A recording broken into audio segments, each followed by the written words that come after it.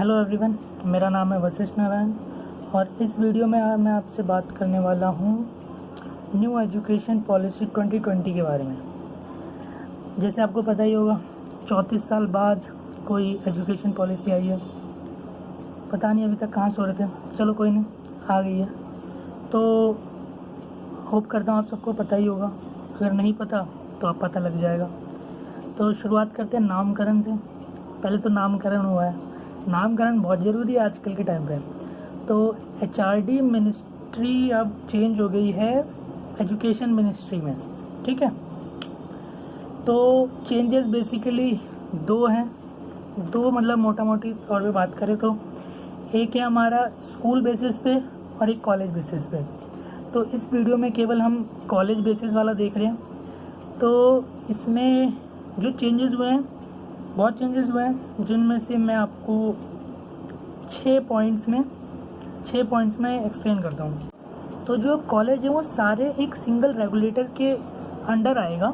अब ऐसा नहीं होगा कि UGC के अलग रूल हैं, AICTE के अलग रूल हैं। जो जितने भी सारे कॉलेज हैं इंडिया के, जितनी भी यूनिवर्सिटी है, सबको एक रूल फॉलो करने पड़ेंगे, वो एक बनेगा रेगुलेटर अलग। अब आपका आता है जो मतलब कि 2 पॉइंट आते हैं जो सबसे ज़्यादा मेन है इसमें, जो भी है वो एक आता है कि एक हमारी ग्रेजुएशन सिस्टम जो है 3 साल की होती है। अभी जो ग्रेजुएशन है हमारी वो 3 साल की होती है। तो जो नए नियम है उसके हिसाब से एक 3 साल होगा और एक दूसरा जो ऑप्शनल होगा वो 4 साल का होगा। जो 3 साल वाला है वो तो एकदम सिंपल है, जैसा पहले था वो सिंपल वैसा ही है। लेकिन जो 4 साल वाला है, जैसे कि हमारे जो रिसर्च स्कॉलर होते हैं, जो बहुत सारे हमारे स्कॉलर होते हैं जो रिसर्च करना चाहते हैं, तो जो उनके लिए जो है कि वो ना 4 साल में अपनी ग्रेजुएशन कंप्लीट करेंगे। तो उसमें फ़र्क यहाँ पे आएगा कि जो उनकी पोस्ट ग्रेजुएशन होगी वो उनकी 1 साल की होगी और जो उनकी PhD होगी वो 4 साल की होगी। तो एक ये मेजर चेंज है।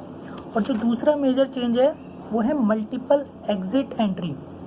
जो मुझे लगता है कि जो सबसे इसमें जो सबसे बड़ा रूल या फिर सबसे इम्पॉर्टेंट है वो यही वाला है। इसके तहत मतलब कि ऐसा होता है, बहुत बार ऐसा होता है कि हम एडमिशन लेते हैं, 1 साल पढ़ते हैं या दूसरा कॉलेज ले लेते हैं या दूसरा कोर्स ले लेते हैं कि हमें कुछ और करना है या अच्छा कॉलेज मिल गया। तो जो हमने 1 साल पढ़ा उसका कोई मतलब नहीं रह जाता, सब कुछ मतलब कि। तो अब ऐसा होगा कि जैसे कि आपने 1 साल पढ़ा और आपने छोड़ दिया, तो आपको 1 साल के लिए आपको एक सर्टिफिकेट मिलेगा। अगर आप 2 साल करके छोड़ते हो तो आपको डिप्लोमा मिलेगा। तो इससे ये है कि आपको ना मतलब इस पूरे प्रोसेस का नाम रखा है क्रेडिट बेस्ड सिस्टम। तो इसमें ये होगा कि अगर एक तो ये है कि आपको सर्टिफिकेट और डिप्लोमा मिलते हैं अगर आप दूसरा कोर्स कर लेते हो। और इसमें एक ऑप्शन ये भी है, जैसे कि आपके घर में कोई दिक्कत आ गई या फिर आप बीमार हैं, आपने 1 साल कुछ पढ़ाई करी और आप बीमार हैं, आप नहीं कर सकते, या फिर आपके घर में कोई बीमार है, आप नहीं कर सकते कंटिन्यू, तो आप एक टाइम लिमिट देंगे कि मैं इतने टाइम बाद आऊँगा। तो आपके वो क्रेडिट सिक्योर रहेंगे कि आपके 2 साल के वो क्रेडिट सिक्योर हैं।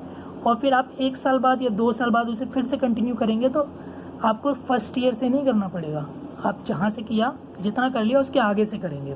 तो एक ये बहुत अच्छा, मैं मानता हूँ कि अच्छा सिस्टम है। अब आता है तीसरा पॉइंट, और ये वाला पॉइंट ना बहुत इंटरेस्टिंग है। जैसे कि अब जैसे हम कॉलेज के जैसे स्कूल में हमारे स्ट्रीम डिवाइड हो जाते हैं, तो अब हम कॉलेज जा रहे हैं तो अब कोई ऐसा स्ट्रीम नहीं होगा कि हार्ड स्ट्रीम है कि ये फिज़िक्स ऑनर्स है तो फिज़िक्स केमिस्ट्री ये सब। तो इसमें अब आप ऐसा है कि आपको एक स्ट्रीम नहीं रहेगी, आप कौन सा कोर्स चाहते हैं वो आपको मिल सकता है। जैसे कि आप फिज़िक्स के साथ आर्ट्स लेना चाहते हैं, म्यूज़िक लेना चाहते हैं, गेम्स कुछ करना चाहते हैं, तो ये कोई वो बंदिश नहीं रहेगी कि केवल यही करना है आपको, आप ले सकते हैं। तो ये इंटरेस्टिंग है, अच्छा भी है। और ऐसा नहीं है कि हमारे देश में ये वाला पहले था नहीं, मतलब कुछ यूनिवर्सिटी फॉलो करती है, जैसे JNU इसे ही फॉलो करती है कि आप जैसे कि BSc कर रहे हैं केमिस्ट्री में, तो आप ऐसा ज़रूरी नहीं है कि आप आर्ट्स नहीं ले सकते या फिर एक्टिंग कोर्स कुछ नहीं ले सकते। तो ये एक रूल है। अब जो नेक्स्ट आता है वो आता है फ़ी रिलेटेड।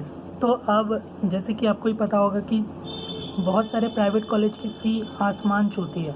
मतलब कोई एक middle class family, lower middle class family afford नहीं कर सकता, भाई MIT अफोर्ड नहीं कर सकता, या तो लोन लेगा या लोन के नीचे रहेगा। तो अब ये आ रहा है कि एक मैक्सिमम फ़ी रखी जाएगी कि इससे ऊपर कोई भी प्राइवेट कॉलेज फ़ी नहीं ले सकता। तो ये भी एक अच्छा पॉइंट है इसमें। और जो अब ये आखिरी पॉइंट है, इससे ये होगा कि जो पूरे ऑल ओवर इंडिया है उसका जो एजुकेशन स्टैंडर्ड होगा वो सेम होगा। अब ये नहीं होगा कि वेस्ट बंगाल में आप कुछ अलग पढ़ रहे हैं।